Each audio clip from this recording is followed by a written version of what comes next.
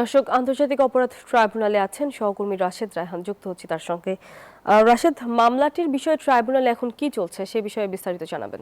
২৪-এর ১ জুলাই থেকে ধারাবাহিক যে কর্মসূচি কোটা সংস্কার আন্দোলন নিয়ে চালাচ্ছিলেন সেটি কিন্তু চলছিল এবং ১৬ জুলাইতে এসে সেটি কিন্তু একেবারে প্রাণঘাতী হয়ে ওঠে। সারা দেশে ৬ জন নিহত হন এবং তার মধ্যে আবু সাইদ এদিনই কিন্তু নিহত হন রংপুরে এবং ওয়াসিম আকরাম সহ আরও ৬ জন, এবং সেগুলোই আসলে ইন্টারনেটে যাতে ছড়িয়ে না পড়ে সে কারণেই তৎকালীন সরকার ইন্টারনেট স্লো করে দেওয়ার একটি তৎপরতা চালায় এবং সেটি পলক, জুনায়েদ আহমেদ পলক তৎকালীন সরকারের যে প্রতিমন্ত্রী ছিলেন তিনি ওবায়দুল কাদেরকে ফোন করেন এবং Bashundhara public school and college ২০২৬ শিক্ষাবর্ষে ভর্তি চলছে।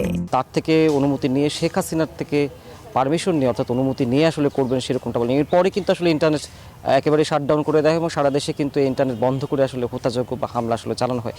এই সংক্রান্ত একটি কল রেকর্ডে আসলে প্রসিকিউশন ওবায়দুল কাদেরের একটি মামলায় সেটি আজকে আন্তর্জাতিক অপরাধ ট্রাইব্যুনাল আসলে দাখিল করেছে আজ সকালে।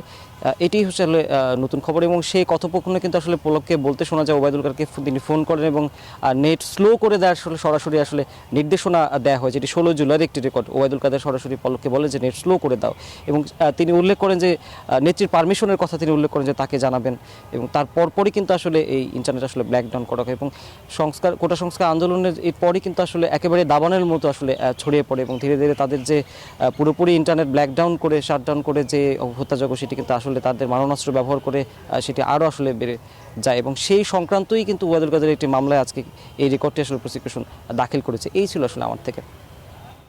রাশেদ, ধন্যবাদ আপনাকে।